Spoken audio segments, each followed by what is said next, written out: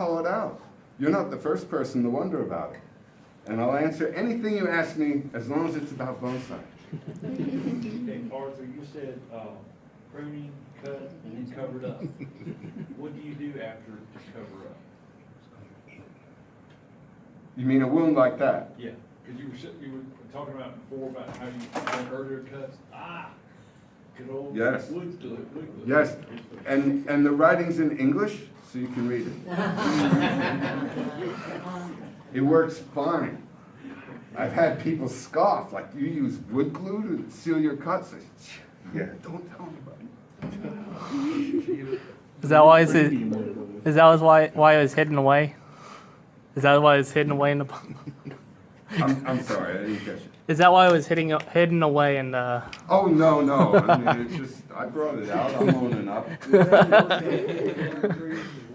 Would it work on what? Pruning a magnolia, for instance, taking a 2-inch branch off, would that Yeah. seal it? Are you talking about a tree in the ground? Yeah. There's no need to cover wounds on trees in the ground.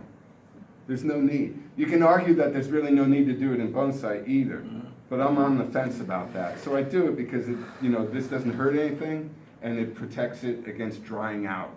Because we're talking about such small, fragile parts, drying back could be the ruination of this branch that I'm hoping for. Whereas a tree in the landscape, you cut a 2-inch branch off a magnolia, you don't have to seal that. The plant already has its own methods for covering that over.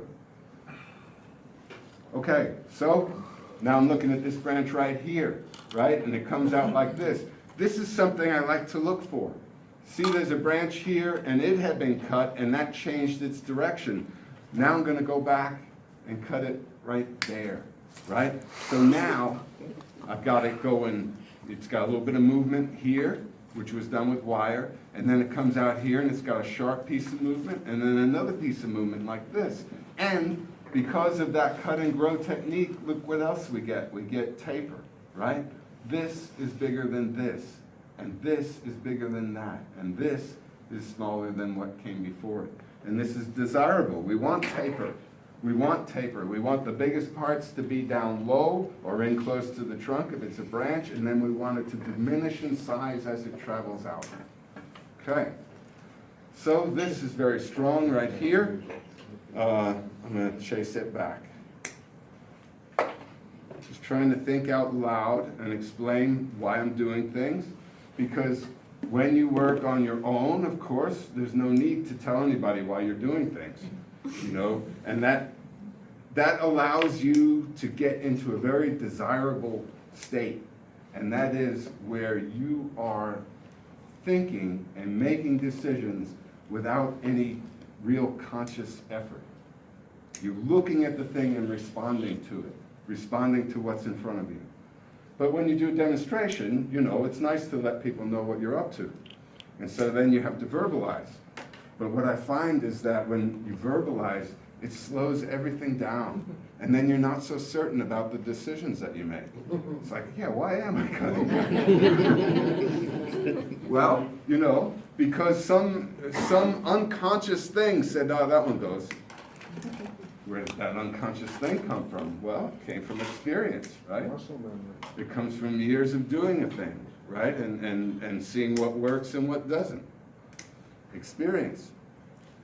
Are you trying to keep branches from crossing into the internal structure, or is that? By habit, I do that. But if it serves my purpose to let them do that, if there's a need for them to do that, then I let them do it. Because this is something that we see all the time in nature, right? Branches go wherever they can get the light, and that's a fact. That's why some branches move all over the place, right? They're looking for light. When they find the place where the light is, then the leaves can deploy and be healthy. So all the movement comes from two things, right? I'm talking about big trees now. But it's worth knowing how the big trees behave because it influences decisions that you make when you're pruning the little trees. Big trees, say a big tree had this kind of nature. Why would it be shaped so? Two reasons. One, what happens to it? What happens to it along the way? Damage happens, right? Lightning strikes are a really dramatic example, but windstorms, We'll rip branches off, right? We'll tear tops out of trees, and then the trees go about their business of trying to grow toward the light.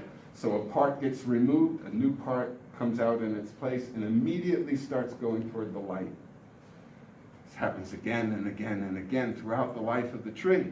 And the experiences it has, and it's never-ending quest for light, taken together, give the tree its shape. Those two things. There's a third thing, I'm sorry. The third thing is genetics.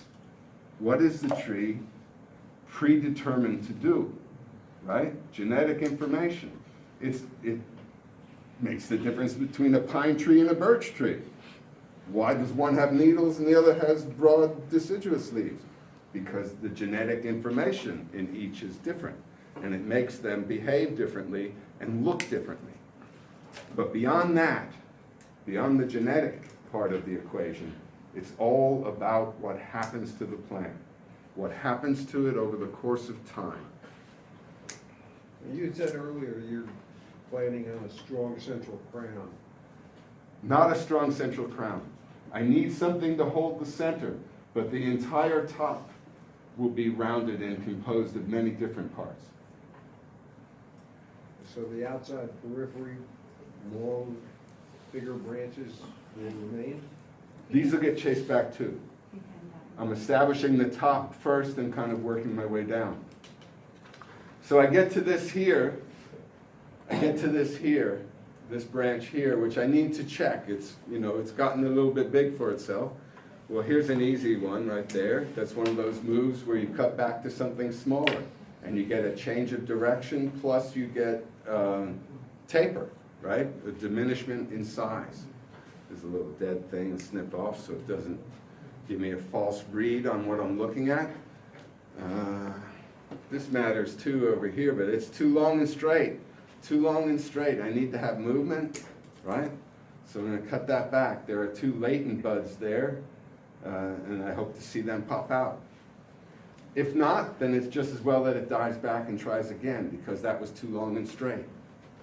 This is something I've come to realize, that with a bonsai, if you want an authentic look to your bonsai, long and straight is never good. The trunk of a formal upright, sure, long and straight. But when it comes to branches, long and straight is not good. Always movement is more interesting and more believable. Movement and taper, right? And so we build that by the choices that we make, right? Here you've got a whole raft of choices. And where you decide to make the cut will determine how the thing ultimately looks. And so you could say every cut is crucial, right? Every choice you make matters. No, yes, but mistakes happen. Things don't always go as planned. And so while you're there thinking things through, don't get all hung up about it. In the end, you're just pruning a plant. You do your best and see how it goes. If it goes well, do it like that again. If it goes badly, find some other way to do it. Let nature take its course. Well, nature is always there to do what it's going to do. How close to a bud do you cut? Do you have to be a certain, halfway between the buds? Or? Well, I never measure, but I never want to be right on top of the bud when I make the cut. Because look what'll happen if you're not, right? So this cut was made there, but the bud's down here. So what happened? This part just dies out. There's no harm in that, right? Because then you can just take it off very easily. If you cut too close, if you're trying to be real fine about it, right, you can damage the bud that you're hoping will grow on and be the continuation of your line. So why take that chance? There's no advantage in it. Leave some space and let it die back. And then when it dies back, you can either snap it off or make the cut with a tool if that's what you want to do. So here's a new shoot, and I'm generally looking for new shoots. Is that one usable to me or not? Not everything that the plant produces is desirable. I don't know about that one. If I'm going to use it, it needs to be trained to come out like this. I think I'll leave it for now. Leave it for now and see. Would the tree feed it or continue feeding the bigger upright above it? The tree went through the trouble of producing this, which means it already has a vested interest in seeing it succeed. By cutting things that are bigger and overhanging it, it just lends greater potential to this to do well, right? It's a big competition. Just like the trees compete with each other for the available space and the available sunlight and the available moisture in the ground, within the tree itself, all parts are competing. It's a race. It's a race. Who can get up and get the position first?